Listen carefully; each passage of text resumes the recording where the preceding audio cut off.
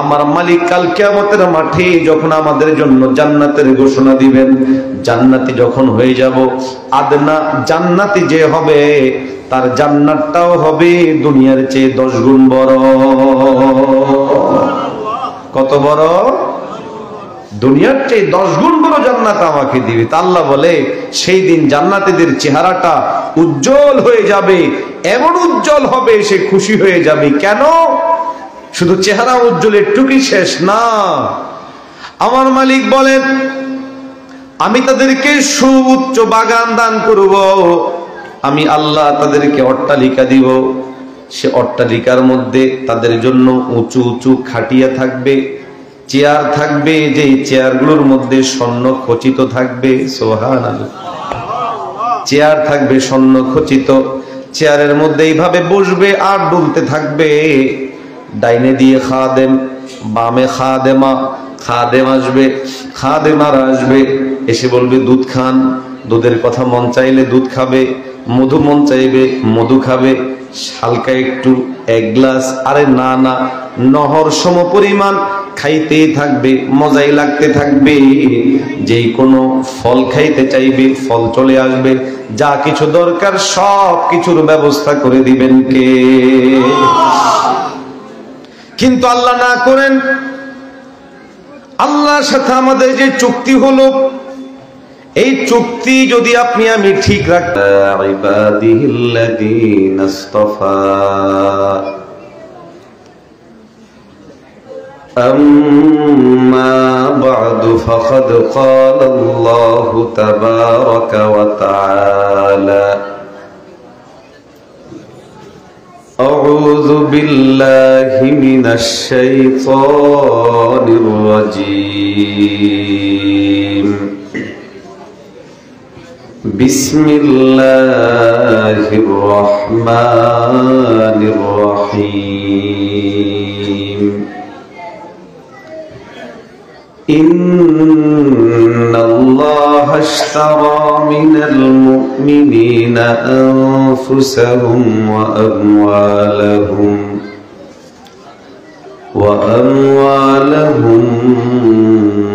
বিআন্না লাহুমুল জান্নাহ وقد قال رسول الله صلى الله عليه وسلم من أحب سنتي فقد أحبني ومن أحبني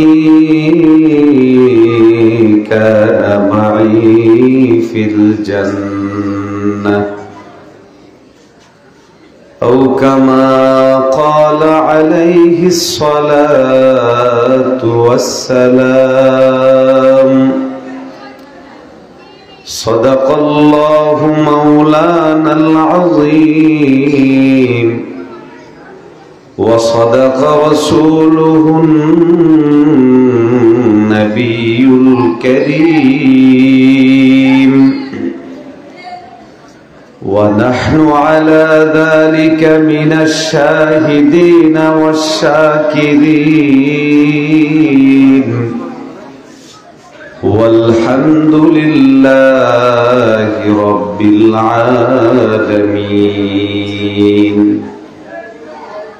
সবাই একটু মনপ্রাণ খুলে জিকির করি লা ইলাহা ইল্লাল্লাহ লা ইলাহা ইল্লাল্লাহ লা ইলাহা ইল্লাল্লাহ লা ইলাহা ইল্লাল্লাহ লা ইলাহা ইল্লাল্লাহ লা ইলাহা ইল্লাল্লাহ লা ইলাহা ইল্লাল্লাহ মুহাম্মাদুর রাসূলুল্লাহ সাল্লাল্লাহু আলাইহি ওয়াসাল্লাম। আলহামদুলিল্লাহ। মহান রব্বে কারীমের দরবারে লাখো কোটি শুকরিয়া আদায় করছি, যিনি আমাদেরকে সীতাকুণ্ড পৌরসভাস্থ ঐতিহ্যবাহী দ্বীনি প্রতিষ্ঠান সীতাকুণ্ড তাহফিজুল কোরআন মাদ্রাসার উদ্যোগে আয়োজিত আজকের এই 11তম বার্ষিক ওয়াজ মাহফিলে আমাদেরকে আসার তৌফিক দান করেছেন। এই জন্য আমরা সকলে মনপ্রাণ খুলে বলি আলহামদুলিল্লাহ। আরো আসতে বলেন, আর একটা আওয়াজ দিয়ে বলেন আলহামদুলিল্লাহ। উপস্থিত সম্মানিত শ্রোতা মণ্ডলী, উপস্থিত সম্মানিত সভাপতি, প্রধান অতিথি, সম্মানিত ওলামায়ে কেরাম এবং আমার সামনে উপবিষ্ট সম্মানিত শ্রোতা মণ্ডলী, পর্দার আড়ালের সম্মানিত মা বোনেরা, দীর্ঘ সময় থেকে আপনাদের সামনে বিভিন্ন ওলামায়ে কেরামগণ আলোচনা করেছেন মাওলানা আনিসুর রহমান মেখলি সাহেব, মাওলানা কারি মাসুদুর রহমান সাহেব সহ অনেকেই। আমাকেও দায়িত্ব দেওয়া হয়েছে কিছু কথা বলার জন্য। আমিও নিয়ত করেছি বলবো, আপনারা শুনবেন তো ইনশাআল্লাহ? শুনবেন তো ইনশাআল্লাহ? আল্লাহ আমাদেরকে ইখলাসের সাথে বলার, শোনার এবং উভয়কে আমল করার তৌফিক দান করেন, বলেন আমিন। মুহতারাম হাজিরিন, আলোচনা করার উদ্দেশ্যে আমি আপনাদের সামনে কোরআনুল কারীমের সূরা তাওবা থেকে একখানা আয়াতে কারীমার অংশ বিশেষ তেলাওয়াত করেছি এবং নবীজি মুহাম্মদুর রাসূলুল্লাহ সাল্লাল্লাহু আলাইহি ওয়াসাল্লামের মুখ নিঃসৃত বাণী হাদিস সমূহ থেকে একখানা হাদিস পেশ করেছি। আল্লাহ যদি তৌফিক দান করেন তাহলে আয়াত এবং হাদিসকে সামনে রেখে আপনাদের সামনে কিছু কথা বলবো। আপনারা শুনতে রাজি আছেন তো? সবাই হাত তোলে না, রাজি আছেন তো ইনশাআল্লাহ? আল্লাহ আমাদের সবাইকে কবুল করেন। আরো আসতে বলেন আর একটু জোরে বলেন না আমিন। যে আয়াত তেলাওয়াত করেছি এই আয়াতের সরল অনুবাদ হলো,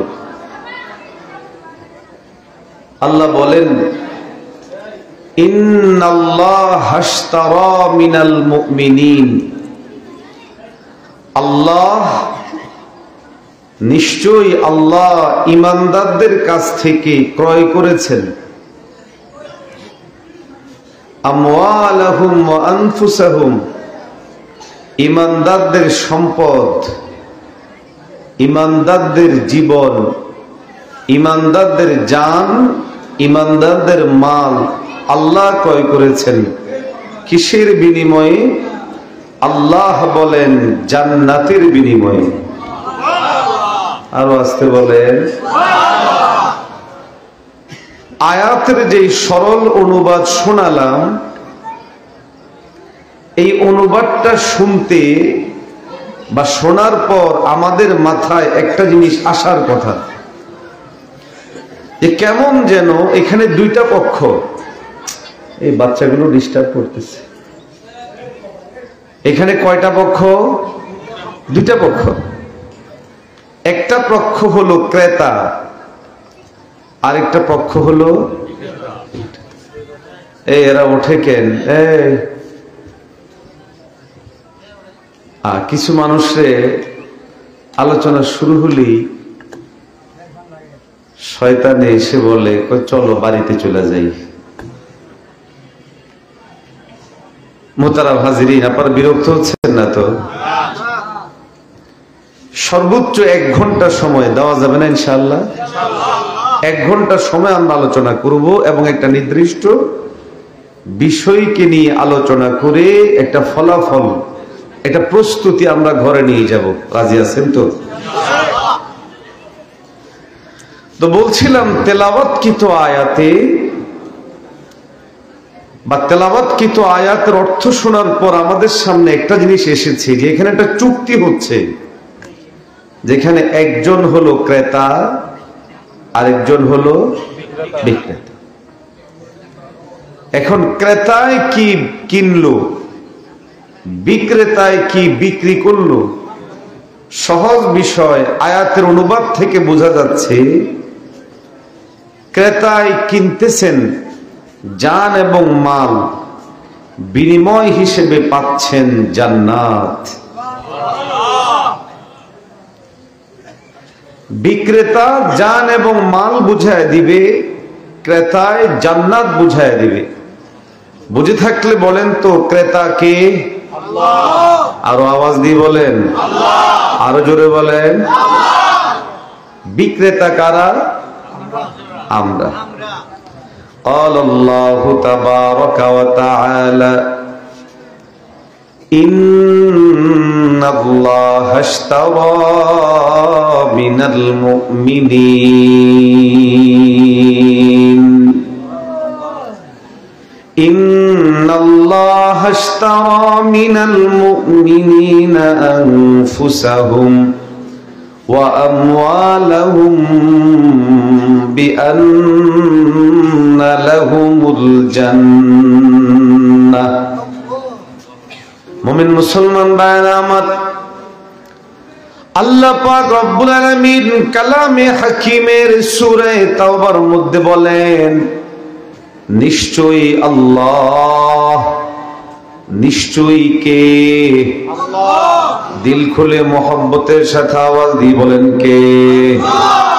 আর জোরে আওয়াজ দিয়ে বলেন কে? আল্লাহ পাক কালামে হাকিমের মধ্যে বলেন, ইন্নাল্লাহ আশতারা, নিশ্চয়ই আল্লাহ ক্রয় করেছেন মিনাল মুমিনিন, মুমিনদের থেকে, আনফুসাহুম তাদের জান, আমওয়ালাহুম তাদের মাল। আল্লাহ পাক বলেন বিআন্না লাহুমুল জান্নাহ, কিসের বিনিময়ে? আল্লাহ বলেন বিনিময় হলো জান্নাত। এতটুকু বোঝার পর আমার একটা প্রশ্নের জবাব দেন। লেনদেনের মধ্যে এক পক্ষ একটা জিনিসের মালিক থাকে, আরেক পক্ষ আরেক জিনিসের মালিক থাকে। যেমন এই যে আমরা মাইক গুলো ভাড়া এনেছে মাদ্রাসা কর্তৃপক্ষ, মাইকওয়ালা এই মাইক এবং মেশিনারিজের মালিক, মাদ্রাসাওয়ালা সম্পদের মালিক। মাইকওয়ালাকে বলেছে মাইক দাও, তিনি দিয়েছেন। মাদ্রাসাওয়ালা তার মালিকানা থেকে টাকা বুঝায় দিবে, শেষ। আমরা যখন দোকানে গিয়ে কোনো জিনিস কিনি, তো ক্রয় করার সময় আমাদের পকেটে টাকা থাকে, যেই জিনিস কিনবো দোকানদারকে বলি ওইটা দাও, সে দেয়, আমি টাকা দিই। দোকানদারকে বলি ওইটা দাও, সে দেয়, আমি টাকা দিই। এখানে যে চুক্তি হলো, একদিকে আল্লাহ আর একদিকে আমরা। আল্লাহ ক্রেতা, আমরা বিক্রেতা। আল্লাহ যেই জিনিস দিয়ে কিনবেন সেটার নাম হলো জান্নাত। আল্লাহ তো জান্নাতের মালিক, এতে কোনো সন্দেহ নাই। কিন্তু আমরা যারা বিক্রেতা, আমি তো জানের মালিক হতে হবে, মালের মালিক হতে হবে। ও ইমানদারেরা, আলোচনা বুঝে থাকলে বলেন, জানের মালিক কি আমরা? জোরে বলেন না। আমাদের সম্পদের মালিক কি আমরা? আমাদের জানের মালিক কে? আমাদের মালের মালিক কে? আমাদের জান, আমাদের মাল, আমাদের সবকিছুর মালিক আল্লাহ। আল্লাহ পাক জানও দিলেন, আল্লাহ পাক মালও দিলেন। আল্লাহ পাক রব্বুল আলামিন আমাদেরকে জান এবং মাল দিয়ে আমাদেরকে সাময়িক মালিকানা দিয়েছেন। দুনিয়ার 50, 60, 70 বছরের হায়াতে জিন্দেগিতে আপনি আমি এই সম্পদের মালিক হয়ে আল্লাহ পাক বলে, বান্দা তোমাকে আমি সাময়িক সময়ের জন্য মালিকানা বুঝা দিলাম, তুমি যদি আবার আমাকে বুঝা দিতে পারো, আমি আল্লাহ তোমাদেরকে জান্নাত দিয়ে দিব।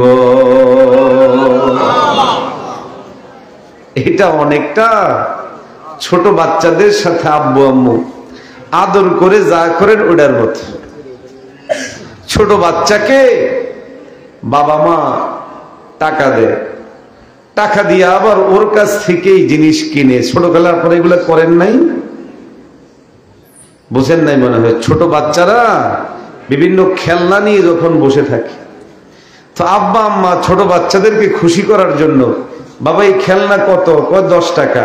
তো এটা কিনে ওকে 10 টাকা দেয়। এটা কত? এটা 100 টাকা। তো ওটা আবার কিনে তাকে 100 টাকা দেয়।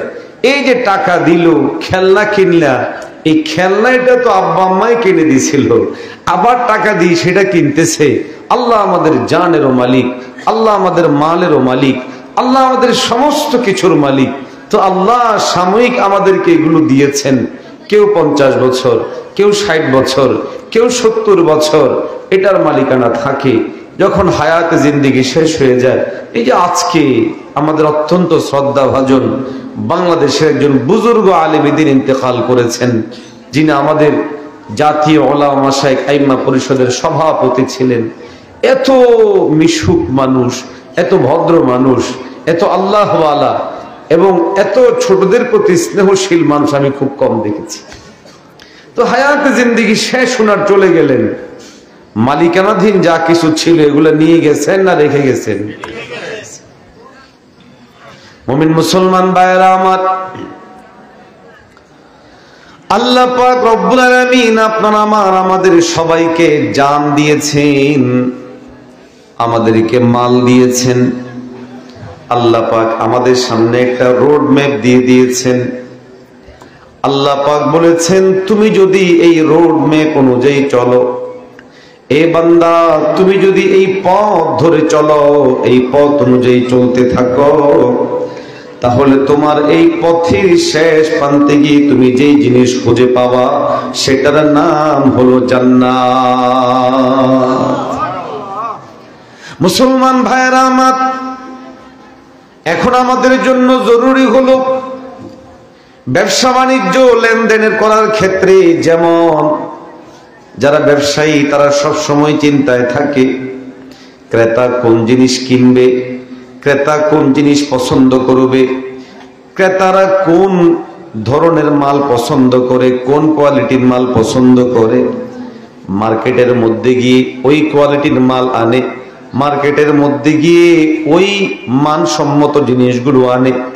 আপনি আমরাও যদি আল্লাহকে সন্তুষ্ট করতে চাই, তাহলে আমাদের জন্য জরুরি হলো আল্লাহ পাক যেই ধরনের মাল উপরে পছন্দ, আল্লাহ পাক যেই ধরনের জান আমাদের কাছে চান, ওই ধরনের জান এবং মাল আমাদেরকে প্রস্তুত করতে হবে।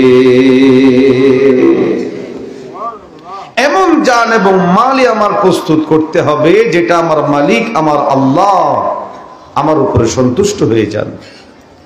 এখন আমি যদি আমার মন মতো জীবন চালাই, আমার মন মতো করে আমি চলি, তো চলতে পারবো, আল্লাহ সন্তুষ্ট হবে না। আমি দুনিয়ার উদাহরণ দিয়ে বুঝাই। ধরুন আমাদের বিভিন্ন এলাকার মধ্যে শিল্পাঞ্চল আছে, গার্মেন্টস রয়েছে। গার্মেন্টসের মধ্যে বিদেশিরা অর্ডার দেয়, বিদেশি ভাইয়াররা এসে অর্ডার দেয় যে আমার 1 কোটি গেঞ্জি লাগবে। গেঞ্জির সাইজ কি? গেঞ্জির সাইজ 10, 20, 30। কালার কি? এই গেঞ্জিগুলোতে কোন ধরনের কটন দিব, কোন ধরনের সুতা দিব, সব কিছু চুক্তিপত্রে উল্লেখ থাকে। চুক্তি অনুযায়ী যদি গার্মেন্টসওয়ালা ব্যক্তি তার ওই গেঞ্জিগুলো প্রস্তুত করে দেয়, তো অটোমেটিক তিনি টাকা দিয়ে দেন। আর যদি চুক্তি অনুযায়ী তাকে গেঞ্জি বুঝা না দেয়, তাহলে তিনি টাকা দেয় না। বহু গার্মেন্টস কোম্পানি মাঝখানে এসে বসে যায় শ্রমিকদের অবহেলার কারণে। কেন? যে চুক্তি হয়েছিল সেই চুক্তি অনুযায়ী সে আমাদেরকে মালামাল বুঝে দেয়নি, এই জন্য কোম্পানি বলে আমি মাল নিব না। এমন বহু ঘটনা আছে না নাই? জোরে বলেন না, আছে না নাই? তখন এগুলোকে দেশে বিক্রি করে কম দামে বিক্রি করতে হয়। ব্যাপারটা বুঝুন। আল্লাহ আমাদের সাথে চুক্তিবদ্ধ, আমরা আল্লাহর সাথে। আল্লাহ বলছেন আমি তোমাদেরকে আশ্বাস দিচ্ছি, নিশ্চয়তা দিচ্ছি, তোমরা তোমাদের সাথে যে চুক্তি হলো সেটা আমাকে বুঝায় দাও, আমি আল্লাহ তোমাদেরকে জান্নাত বুঝায় দেব। বানানো কথা না কোরআনের কথা? قال الله تبارك وتعالى وعد الله الذين آمنوا منكم وعملوا الصالحات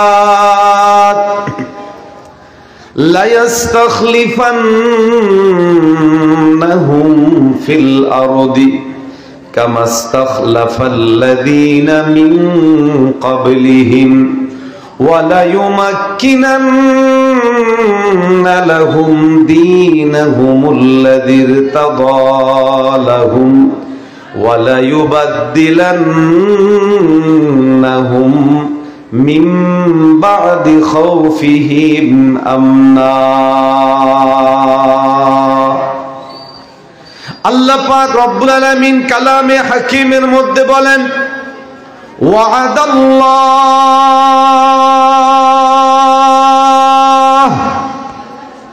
আল্লাহ পাক বলেন আমি ওয়াদা করছি। বুঝে থাকলে বলেন ওয়াদাকারী কে? আরো জোরে আওয়াজ দিয়ে বলেন কে? আল্লাহ বলেন ওয়াদাল্লাহ, আল্লাহ ওয়াদা করছেন তোমাদের মধ্য থেকে যারা ঈমানওয়ালা। এ মুমিন বুঝে থাকলে দিল খুলে আবার বলেন ওয়াদাকারী কে? আশ্বাসদাতা কে? ওয়াদাকারী আল্লাহ, আশ্বাসদাতা আল্লাহ। ওয়াদাকারী এবং আশ্বাসদাতা যত নির্ভরযোগ্য হয়, যত শক্তিমান হয়, যত সামর্থ্যবান হয়, যত শক্তিশালী হয়, তার ওয়াদা তত মজবুত হয়, তার ওয়াদা তত নিশ্চিত হয়। আমার আল্লাহ সর্বশক্তিমান, আমার আল্লাহ সবচেয়ে বেশি কুদরতওয়ালা জাত, আমার আল্লাহ সবচেয়ে বেশি পাওয়ারওয়ালা জাত। আমার আল্লাহ বলেন ওয়াদাল্লাহ, আল্লাহ বলেন ওয়াদা করছি আমি আল্লাহ আমাদের তোমাদের মধ্য থেকে যারা ঈমানওয়ালা, যারা আমলওয়ালা, তাদেরকে আমি আখিরাতে পরকালে তো জান্নাত দিবই দিব, দুনিয়ার মধ্যেও আমি আল্লাহ তাদেরকে 3টা পুরস্কার দিব। কয়টা? খবো 3টা। কয়টা?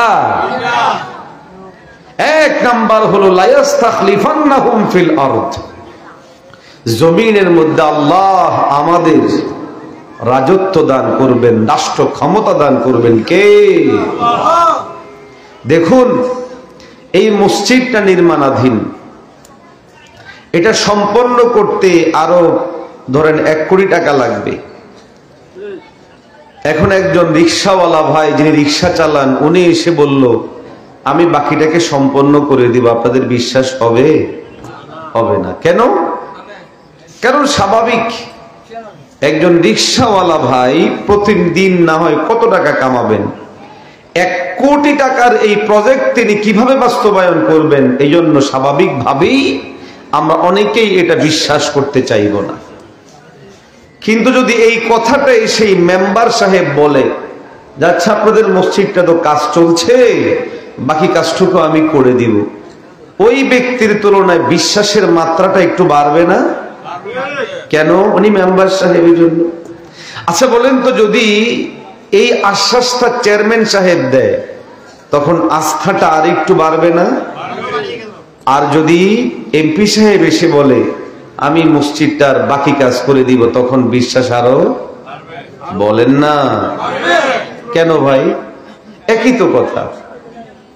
মেম্বার রিক্সাওয়ালা ভাই বললেন তেমন বিশ্বাস হয় নাই, মেম্বার বলেছে একটু বিশ্বাস হয়েছে, চেয়ারম্যান বলেছে একটু বিশ্বাস হয়েছে, এমপি বললে বিশ্বাসের মাত্রা আরো বাড়বে, মন্ত্রী বললে বিশ্বাসের মাত্রা আরো বাড়বে, প্রধানমন্ত্রী বললে বিশ্বাসের মাত্রা আরো বেড়ে যাবে। আওয়াজ দিয়ে বলে ঠিক না বেঠি? এখন আমাদের সাথে যিনি ওয়াদা করছেন তিনি প্রধানমন্ত্রীর সমান শক্তিমান, আর বাঁচতে বলেন প্রেসিডেন্টের মতো, এমপির মতো, আমেরিকার প্রেসিডেন্টের মতো। ইন্নাল্লাহা আলা কুল্লি শাইইন কাদির, কাদির। সমস্ত জিনিসের উপর যিনি শক্তিমান তিনি কে? সমস্ত মালিকের মালিক যিনি, সমস্ত শক্তিমানের চেয়েও যিনি বড় শক্তিধর শক্তিশালী, তিনি আমার আল্লাহ। রব বলেন আমি সব জিনিসের উপরে শক্তিমান, সব জিনিসের উপরে ক্ষমতাবান, সব জিনিসের উপরে নিয়ন্ত্রণ যার তিনি হলেন আল্লাহ। রব বলেন হেই আমি আল্লাহ তোমাদের সাথে ওয়াদা করছি, যাদের মধ্যে ঈমান আছে, যাদের মধ্যে আমল আছে। আল্লাহ পাক বলেন ঈমানের গুণে গুণান্বিত, আমলের গুণে গুণান্বিত ব্যক্তিদেরকে আমি আল্লাহ পরকালে তাদেরকে জান্নাত দিয়ে দিব। দুনিয়ার জমিনের মধ্যে আল্লাহ তিনটা পুরস্কারের কথা বললেন। এক নাম্বার হলো লা ইয়াস্তাখলিফান্নাহুম ফিল আরদ, আল্লাহ পাক বলেন জমিনে আমি আল্লাহ তোমাদের রাজত্ব দান করব। ওয়ালা ইউমাক্কিনান্না লাহুম দীনাহুম, এবং আমি তোমাদের জন্য যেই দিনকে পছন্দ করি ওই দিনকে আমি প্রতিষ্ঠিত করে দিব। ওয়ালা ইউবাদদিলান্নাহুম মিন বাদি খাউফিহিম আমনা। তিন নাম্বার হলো আজ তোমরা ইহুদির ভয়ে কাঁপো, খ্রিস্টানের ভয়ে কাঁপো, নাসরার ভয়ে কাঁপো। আল্লাহ পাক বলেন আমি রব এমন একটা পরিবেশ করে দিব তোমরা কাঁপবে না, বরং তারাই তোমাদের ভয়ে থরথর করে কাঁপবে। ইসলাম এবং মুসলমানরা যদি এক এবং নেক হয়, গোটা দুনিয়ার তাগুত এবং তাদের দালালরা কাঁপতে থাকে, প্রকম্পিত হতে থাকে, ভীত সন্ত্রস্ত হয়ে থাকে। দুর্ভাগ্য আমাদের, আজ আমরা ইসলামপন্থীরা এক হতে পারছি না, ইসলামী রাষ্ট্রগুলো এক হতে পারছে না। এই জন্য গাজা জ্বলে, সিরিয়া জ্বলে, লেবানন জ্বলে, সুদান জ্বলে, ইরাক জ্বলেছে, আফগানিস্তান জ্বলেছে, বিভিন্ন রাষ্ট্রগুলো জ্বলেছে। ইমানদারদের জন্য দরকার হলো এক এবং নেক হয়ে, ইমানি বলে বলিয়ান হয়ে, দীপ্ত শপথ নিয়ে সম্মুখ মানে অগ্রসর হয়ে দিন বিজয়ের জন্য এক হওয়া। রব আমাদেরকে বিজয় দান করবেন। কারা কারা এক হইতে রাজি একটু হাত তুলে বলে। আল্লাহ হাতগুলোকে কবুল করে। আরো আসতে বলে, আওয়াজ দিয়ে বলেন না আমিন। তো বলছিলাম আমাদের সাথে চুক্তি হয়েছে কার? জোরে বলেন না। সাধারণ কেউ নয়, স্বয়ং আল্লাহর সাথে চুক্তি। আমাদের দায়িত্ব দুই কাজ করা। এক, জান বুঝায় দিব আল্লাহকে। বলে আমি আমার জান আবার কেমনে বুঝাবো? সহজ কথা, আমি আমার 24টা ঘন্টা সময় যখন কাটাবো, আমি আমার প্রয়োজনে যত কার্যক্রম পরিচালনা করব, সমস্ত কাজগুলো করার আগে আমি চিন্তা করব আমার মালিক কি বলেছেন, আমার মালিক কোন কাজ করতে বলেছেন, আমার মালিক আমাকে কোন কাজ করতে নিষেধ করেছেন। যেই কাজ করতে বলেছেন সেটা করব, যেই কাজ ছাড়তে বলেছেন সেটা আমি ছেড়ে দিব। আমার যদি অনেক কষ্ট হয় তাও ছাড়বো, অনেক লসও হয় তাও ছাড়বো, কেননা আমি সন্তুষ্ট করতে চাই কাকে? যেমন সামনে রমজান, মন চাইবে এমন পানির তৃষ্ণা, একটু পানি খাই, কিন্তু সাথে সাথেই মনে হবে আর আমি তো রোজাদার, আমি আমার মালিকের বিধান পালন করছি, আমি আমার মালিকের নির্দেশনা পালন করছি। এই মুহূর্তে আমি পানি খাইতে পারি না, খাবার খাইতে পারি না। কেন? আমার মালিক আমাকে নিষেধ করেছেন, আমার মালিকের সাথে আমার চুক্তি হয়েছে, আমি আমার জানকে আমার মালিকের সন্তুষ্টি অনুযায়ী কাটাবো। অতএব এই মুহূর্তে আমি কোনো অবস্থাতেই খাবারও খাইতে পারবো না, পানিও খাইতে। কিন্তু রোজার মাস আসলে দেখা যায় আমাদের অনেক ভাইয়েরা অন্য সময় পর্দা না করলেও রোজার মাস আসলে নিজেরাও পর্দা করে, দোকানেরও পর্দা করায়। আচ্ছা, দোকানের কি পর্দা আছে? জোরে বলেন না। তা আমাদের এলাকার এক মুরব্বী ছিল, উনি রোজার মাস আসলে ছোট একটা লাঠি রাখতেন। তো যেই চায়ের দোকানে আর যেই দোকানে পর্দা লাগায়া ওরা চা খায়, নাস্তা খায়, তো নিচে দিয়ে না পা বের হয়ে থাকে। তো তিনি মজা করে করে আস্তে আস্তে পায়ের মধ্যে বাড়ি দেয়। তো যেই দেখে কি সেখানে তোমাদেরকে মারি নেই, পা গুলা বাইর হয়ে রয়েছে, তো এই জন্য এগুলো একটু সাইজ করতেছি।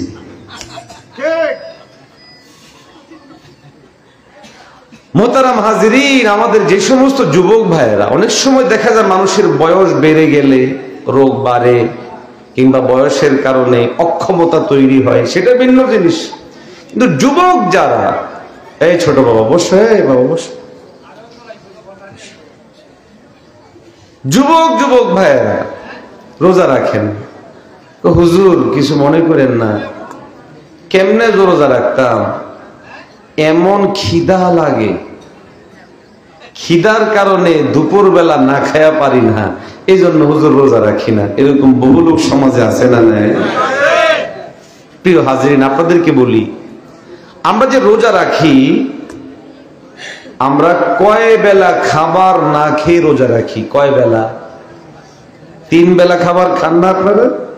খাবারই তো 3 বেলা, সকালের নাস্তা, দুপুরের খাবার, রাতের খাবার। ঠিক আছে না? ডর করি মাথন না, ঠিক আছে না? নাই? কয় বেলা খানা? সকালের নাস্তা, দুপুরে, রাতের। আচ্ছা, এবার আপনি একটু হিসাব মিলান তো, 3 বেলা খাবার, সেহরির সময় সেহরি খাইলেন, ধরেন এটা নাস্তা গেল। ইফতারের সময় আবার খাইলেন। আমাদের দেশে তো বহু মানুষ এই পরিমাণে রোজার মাসে খায়, এই জন্য রোজার মাসে জিনিসের দামও বাইরে যায়। আরো আসতে বলেন। এখন খাবার হলো 3 বেলা, সেহরি 1 বেলা, ইফতার 1 বেলা, বাকি রইল কয় বেলা? তা আপনারা যে বললেন 3 বেলা বলে না খাইয়া রোজা রাখেন, আসলে মূলত খাবার গ্রহণ করা হয় না কয় বেলা? শুধু দুপুরের বেলাটা। না হয় দেখেন, আপনি সকালে নাস্তা করছেন, সেটাই আপনি সেহরির সময় খাচ্ছেন। রাতে খাবার খাইতেন, সেই খাবারটা আপনি ইফতারের সময় করছেন। মাঝখানে শুধু 1 বেলা। হাজিরিন, আমাদের কোন এক বুজুর্গ বলেছিলেন, বিদা আপনাদের সামনে কথাটা আমি নকল করছি, যাদের এই রোগ আছে ওরা কবরস্থানে যাবেন। কোথায়? আরে মরার জন্য না, এমনি যাবেন কবরস্থানে। ভয় পেয়ে গেছি হুজুর, কি কবরস্থানে যাইতে কয়, বুঝার জন্য বলছি। আল্লাহওয়ালা বলেন, যারা খাদ্য গ্রহণের ভয়ে, যারা খাদ্য গ্রহণের জন্য এইভাবে রোজা ভাঙার বদ অভ্যাস আছে, তারা মাঝে মধ্যে কবরস্থানে যাবেন। কবরস্থানে গিয়ে আপনার চোখের সামনে থাকা কবরগুলোকে একটু করে কল্পনা করতে থাকবেন। এটা কার কবর? আব্দুল সাত্তার সাহেবের কবর। আব্দুল সাত্তার সাহেবকে এলাকার চেয়ারম্যান অথবা মেম্বার অথবা এমপি অথবা শিল্পপতি অথবা কেউ না, আমার মতো একজন সহজ সরল সাধারণ মানুষ। আল্লাহওয়ালা বলেন, এইবার 2 চোখ বন্ধ করুন। আব্দুল সাত্তার সাহেব কিংবা মেম্বার কিংবা চেয়ারম্যান কিংবা এমপি কিংবা মন্ত্রী কিংবা সাধারণ মানুষ যারা এই কবরে শায়িত আছে, এরা কবরে শুয়ে আছে কত বছর যাবত? হিসাব মিলাইলাম, কেউ 5 বছর, কেউ 10 বছর, কেউ 20 বছর, কেউ 1 মাস, কেউ 2 মাস, কেউ 6 মাস, কেউ 5 দিন, কেউ 10 দিন এই কবরের মধ্যে শুয়ে আছে। আল্লাহওয়ালা বলেন, 2 চোখ বন্ধ করে আপনি আপনার নিজেকেই কবরওয়ালাদের জায়গায় কল্পনা করুন। আমি আজ 1 বেলা মাত্র খাবার গ্রহণ করতে পারবো না, এই জন্য আমি রোজা রাখছি না। এই যে কবরের মধ্যে শায়িত আব্দুল সাত্তার মিয়া কিংবা আমাদের মেম্বার কিংবা চেয়ারম্যান কিংবা এমপি কিংবা মন্ত্রী কিংবা এলাকার কেউ যারা এখানের মধ্যে শুয়ে আছে, যেই দিন থেকে এখানে তাদের শোয়ানো হয়েছে, ওই দিন থেকে শুরু করে আজ অবধি 1 ফোঁটা পানি কেউ পাঠাইছে? আরো আসতে বলেন। একটা ভাত কেউ খাওয়াইছে, একটা ফলের টুকরা কেউ খাওয়াইছে? খাওয়ানো সম্ভব? আওয়াজ দিয়ে বলেন সম্ভব? আল্লাহ ওয়ালারা বলেন আমরা নিজেকেই কবর দেশের যাত্রী হিসাবে নিজেকে কল্পনা করি আর ভাবতে থাকি আমি তো মাত্র একটি বেলা খাদ্য গ্রহণ করতে দেরি হয়ে যাবে, এই ভয়ে আমি রোজা ভেঙে ফেলেছি, রোজা ভেঙে ফেলি। আল্লাহু আকবার কাবীরা। আল্লাহ ওয়ালা বলেন কবর দেশে তুমি তোমার নিজেকে কল্পনা করো আর ভাবতে থাকো হতে পারে একদিন খুব অল্প সময়ের ব্যবধানে তুমিও মরে যাবে, কবরের যাত্রী হয়ে যাবে, কবরবাসী হয়ে যাবে। মাস চলে যাবে, বছর চলে যাবে, যুগ চলে যাবে, শতক চলে যাবে। এই কবর দেশে তুমি আমরা সবাই মিলে শুয়ে থাকব। খাবারের ব্যবস্থা নাই, পানির ব্যবস্থা নাই, কোনো জিনিসের ব্যবস্থা নাই। আল্লাহ ওয়ালা বলে হে যুবক, যারা আজকে এক বেলা খাবার গ্রহণের ভয়ে রোজা ভেঙ্গে ফেলো, রোজা ভেঙ্গে ফেলো আর মনে করো আমি আমার রোজা ভেঙেছি ক্ষুধার জ্বালা সহ্য করতে না পেরে, এ যুবক কাল কিয়ামতের মাঠে আমার আল্লাহ যখন ধরে বসবে, কিয়ামত সংঘটিত হওয়া পর্যন্ত হাজার হাজার বছর তুমি ওই কবরের মধ্যে কেমনে থাকবা? আল্লাহ ওয়ালাগণ বলেন কবরে বসে যদি কোনো পেরেশান না হতে হয়, কবরে বসে যদি কোনো কষ্ট না পেতে হয়, তো দুনিয়ার হায়াতের মধ্যে আল্লাহর দেওয়া জান, আল্লাহর দেওয়া মাল আল্লাহরে বুঝায় দাও। আল্লাহ পাক তোমাকে কবর দেশের মধ্যে জান্নাতের নিয়ামত দ্বারা ভরপুর করে দিবে। কবর এটা একটা বিশেষ মুহূর্ত, বিশেষ জায়গা। আমি আমার জান এবং মালকে যদি আল্লাহর জন্য প্রস্তুত করে এখান থেকে কবর দেশে যাইতে পারি, কবরের জগতে প্রবেশ করতে পারি, ইনশাআল্লাহ আমাকে খাওয়াবেন কে? পানি দিবেন কে? ফলমূল দিবেন কে? আল্লাহর ওয়াদা আছে না নাই? জোরে বলেন না, আরো জোরে বলেন না। ইমানদার যা চাইবে আল্লাহ পাক তাই দিবেন। এ মুসলমান, আমি আমার রবের সন্তুষ্টি মতে জীবন কাটিয়ে আমি যদি কবর দেশের দিকে রওনা হতে পারি, হায়াতটা বেশি না, 60 বছর 70 বছর, এর মধ্যে আমাদের হায়াতের বড় একটা অংশ চলে যায় নাবালেগ অবস্থায়, অপ্রাপ্তবয়স্ক। অপ্রাপ্তবয়স্কের পরের সময়টা হিসেব করলে খুব বেশি না, কেউ 40, কেউ 50, কেউ 60। যার বছর 70 তিনি 60 বছর, যার বছর 60 তিনি 50 বছর, যার বছর বয়স 50 হলো তিনি 40 বছর। আল্লাহর দেওয়া জান, আল্লাহর দেওয়া মাল আল্লাহরে বুঝায় দিয়ে যদি কোনো চলতে পারি, আল্লাহ পাক বলে বান্দা আয় আয়, আমি আল্লাহ তোর জন্য জান্নাত এবং জান্নাতের নিয়ামত সাজিয়ে রাখলাম। কষ্ট হচ্ছে আপনাদের? বিরক্ত হচ্ছে? আমাদের অনেক ভাইয়েরা ব্যাপারটাকে কঠিন মনে করে। দিনদার হওয়াকে দেখেন আল্লাহ আমাদেরকে কি কি বিধান দিয়েছে একটু হিসাব করেন। 24 ঘন্টা সময়ের মধ্যে আবশ্যিকভাবে আমাদেরকে যেটা পালন করতে হয় সেটার নাম হলো নামাজ। কি? জোরে বলেন না কি?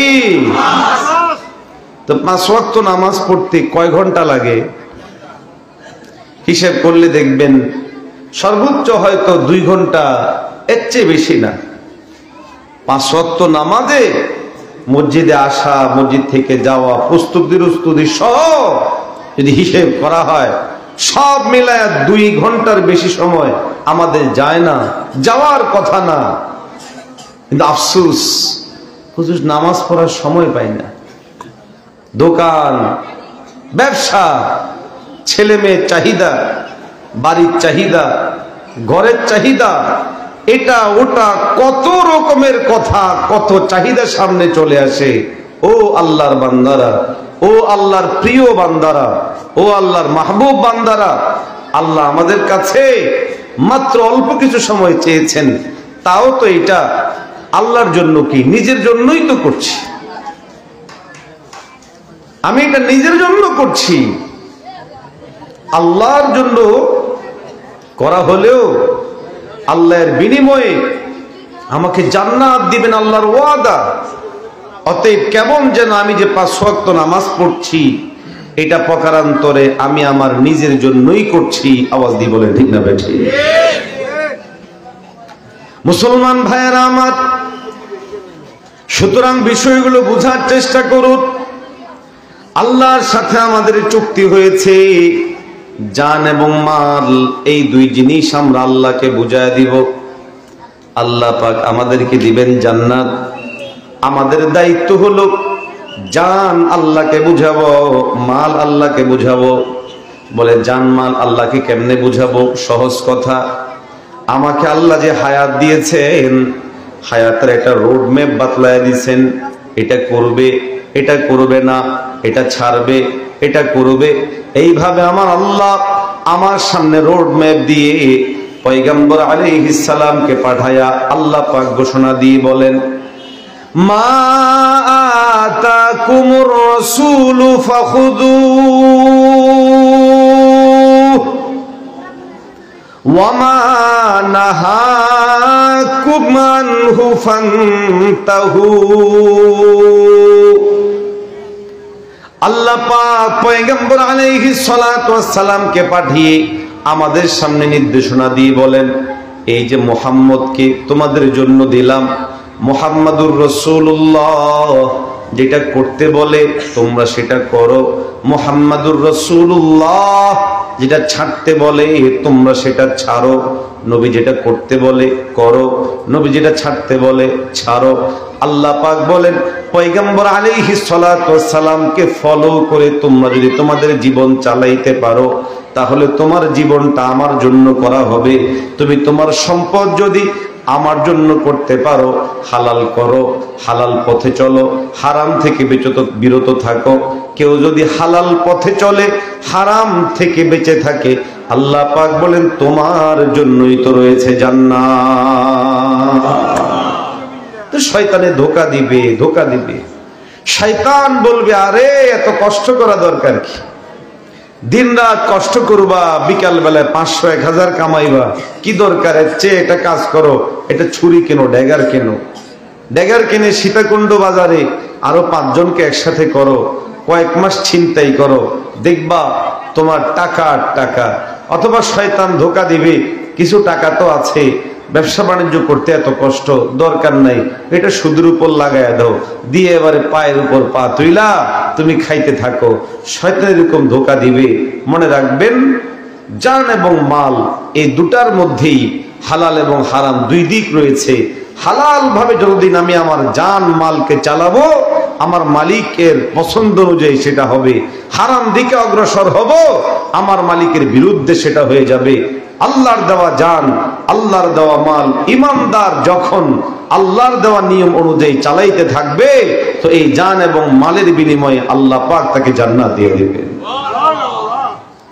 ধোঁকা আসতে পারে, ধোঁকা। শয়তান এসে আপনাকে আড়াআড়ি পথ দেখাবে, কেন এত কষ্ট করা দরকার? সুদ খাও, পায়ের উপর পা তুলে খাইতে পারবা।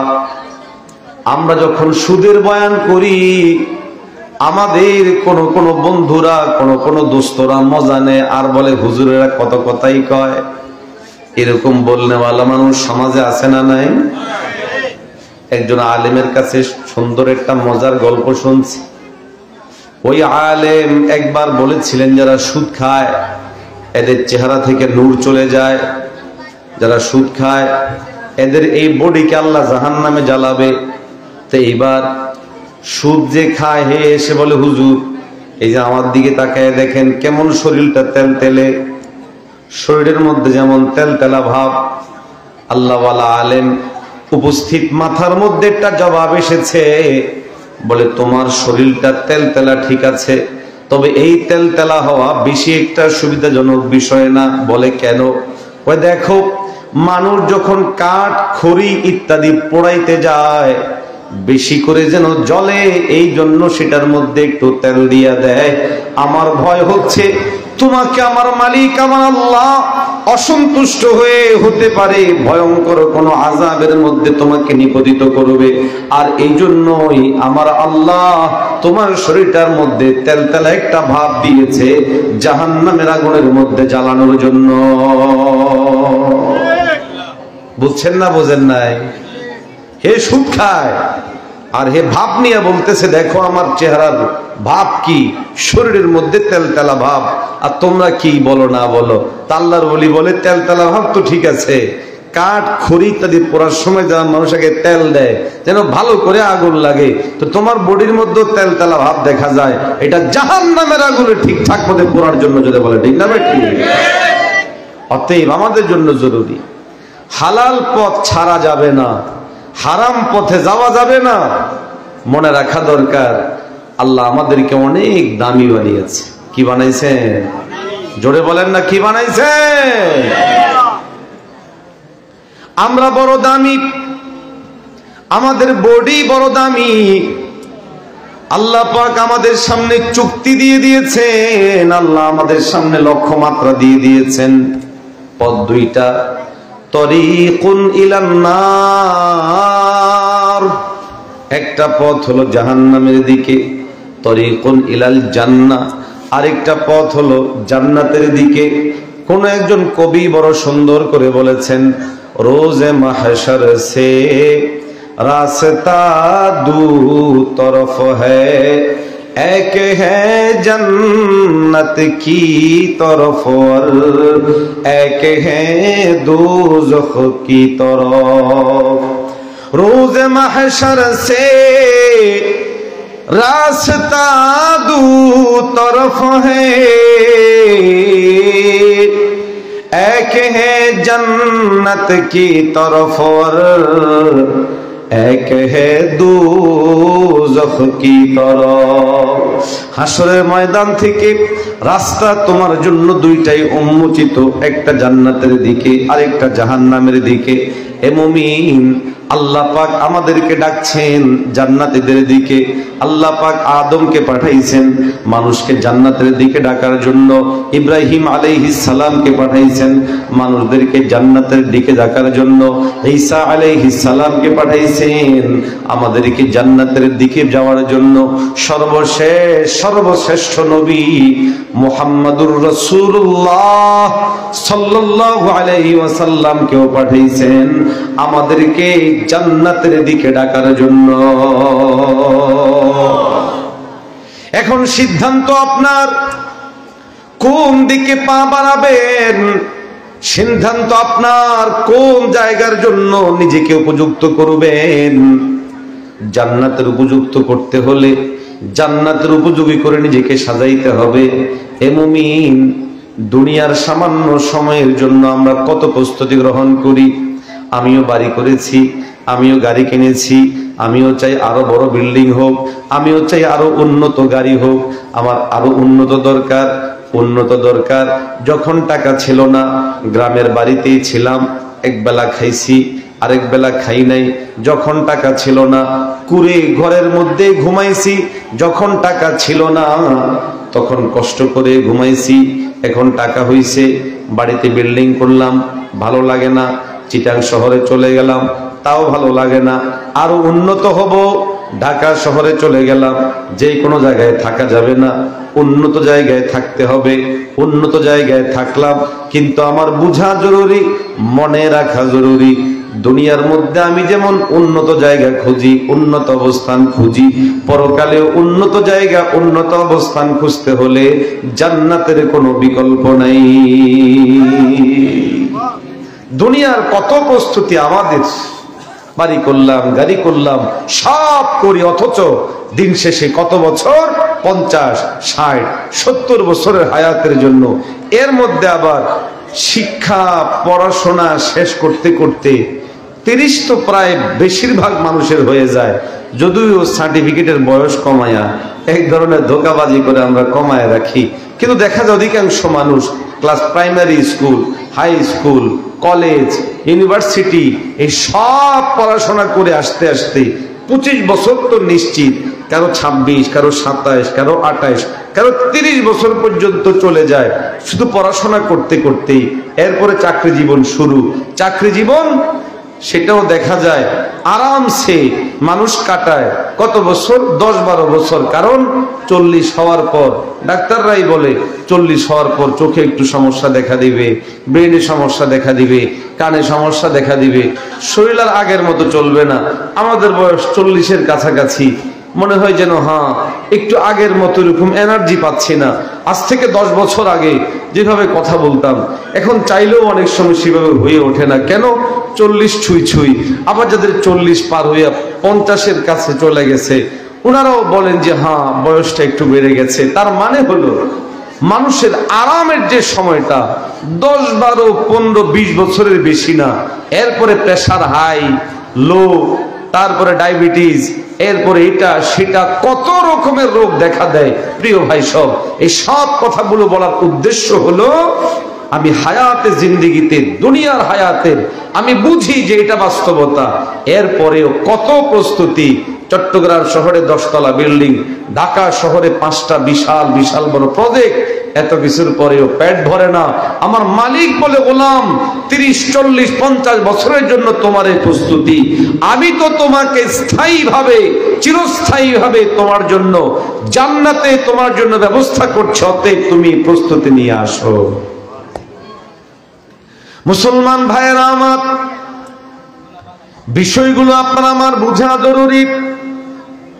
হায়াতে জিন্দেগির বালেগ হওয়ার পর থেকে নিয়ে মৃত্যু পর্যন্ত সময়টাকে যদি আমি সুন্দরভাবে কাটাতে পারি, আমার আল্লাহ বলে গোলাম ওজুহু ইয়াউমাইদিন নাইমা, আমি আল্লাহ তোমাদের চেহারাটাকে উজ্জ্বল করে দিব। সুবহানাল্লাহ। উজ্জ্বল করে দিবেন কে? দিল খুলে আওয়াজ দিয়ে বলেন কে? আরো জোরে আওয়াজ দিয়ে বলেন কে?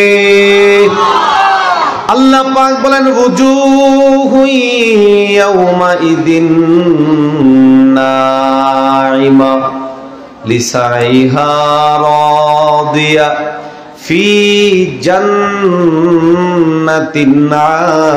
আলিয়া লা তাসমাউ ফিহা লাগিয়া ফিহা আইনুন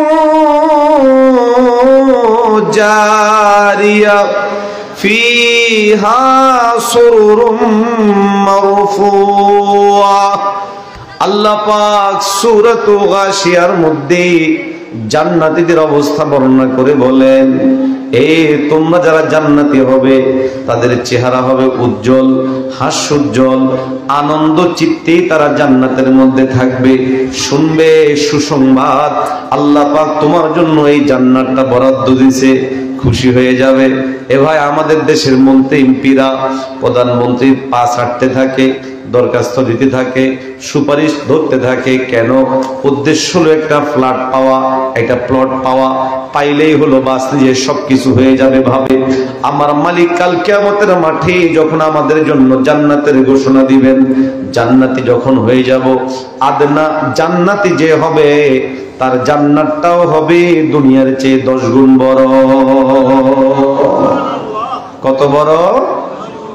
দুনিয়ার চেয়ে 10 গুণ বড় জান্নাত আমাকে দিবে। তা আল্লাহ বলে সেই দিন জান্নাতীদের চেহারাটা উজ্জ্বল হয়ে যাবে, এমন উজ্জ্বল হবে সে খুশি হয়ে যাবে। কেন?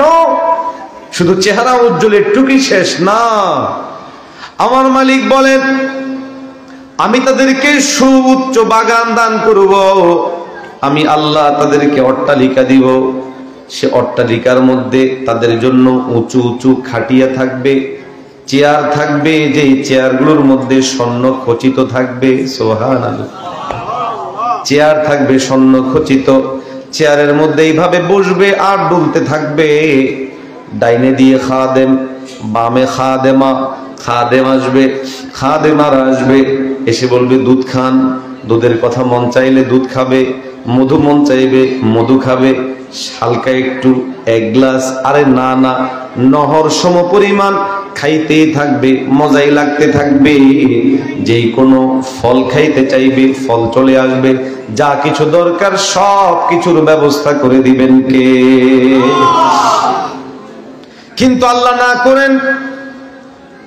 আল্লাহর সাথে আমাদের যে চুক্তি হলো, এই চুক্তি যদি আপনি আমি ঠিক রাখতে না পারি, আমাদের কোনো অন্যায়ের কারণে, ভুলের কারণে যদি জাহান্নামের সিদ্ধান্ত হয়ে যায়, এ মুমিন একটু গভীরভাবে মনোযোগ দিয়ে কথাগুলো শুনুন। আল্লাহ পাক কালামে হাকিমের মধ্যে বলেন, ওয়াসিকাল্লাযীনা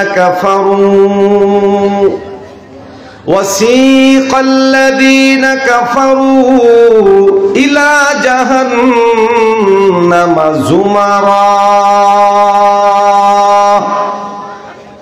হাত্তা ইযা জাউহা ফুতিহাত আবওয়াবুহা ওয়া ক্বালা লাহুম খাযানাতুহা আলাম ইয়াতিকুম রুসুলুম মিনকুম ইয়াতলুনা আলাইকুম আয়াতি রাব্বিকুম ওয়া ইউনযিরুনাকুম লিকাআ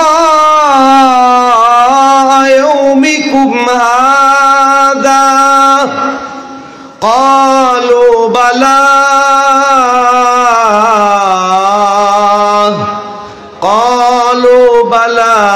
ولكن حقت كلمة العذاب على الكافرين।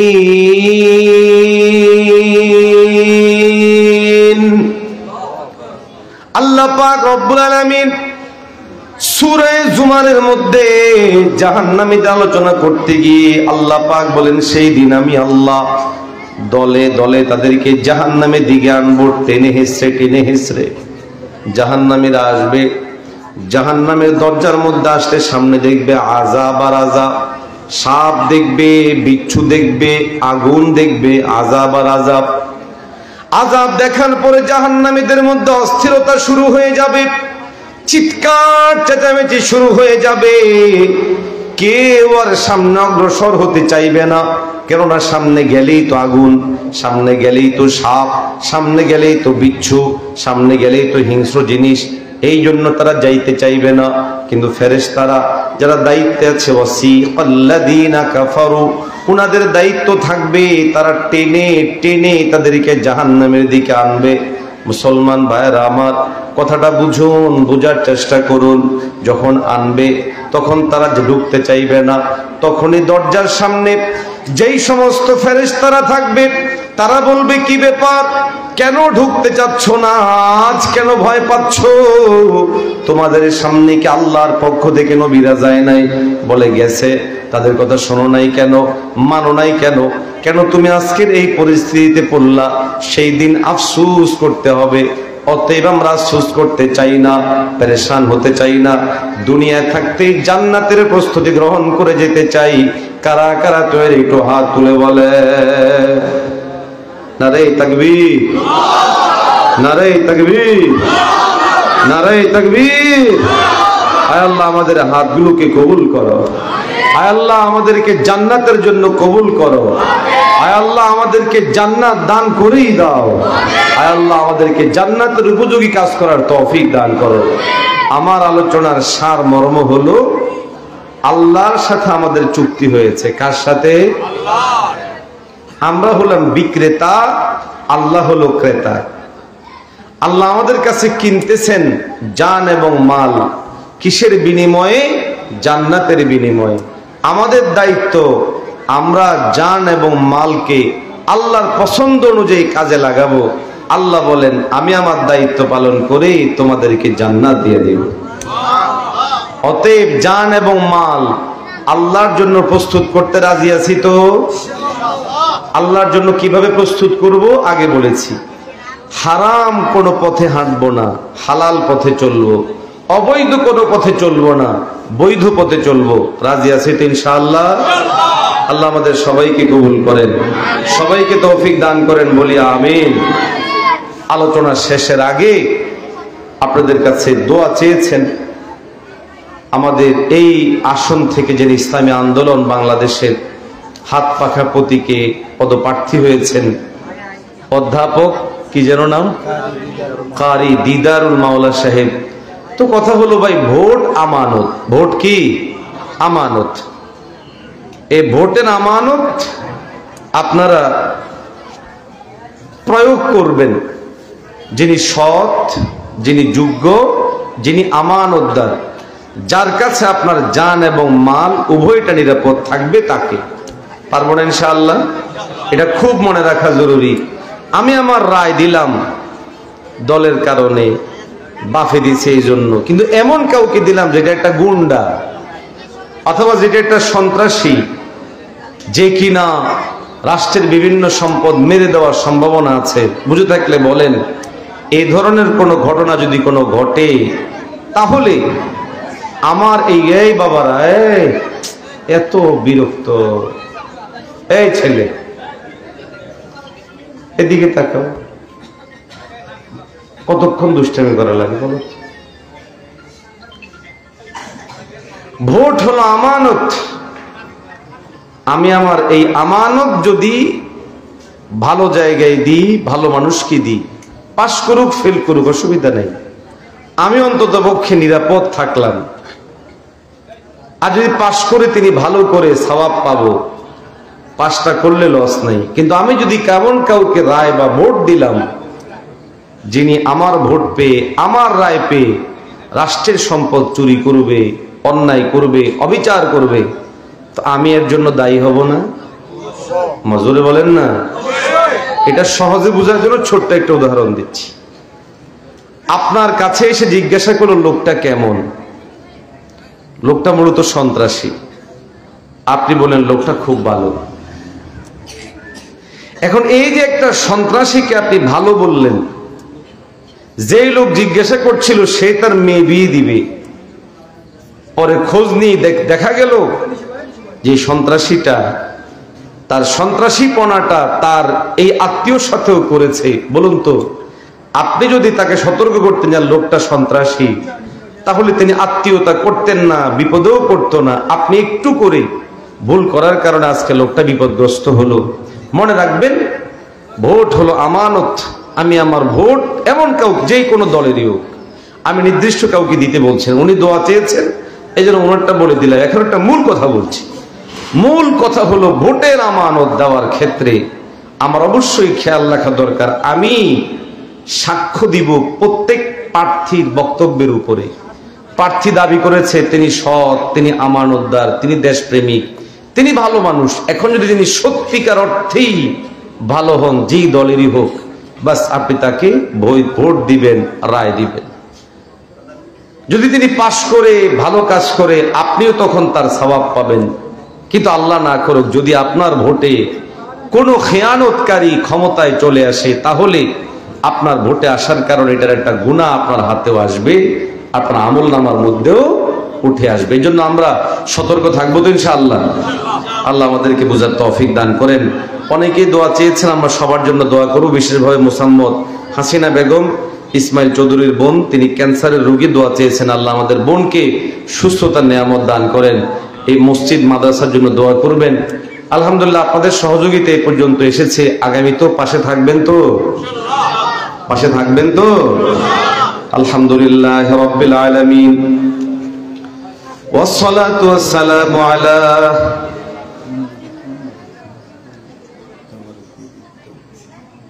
বুঝি নেই,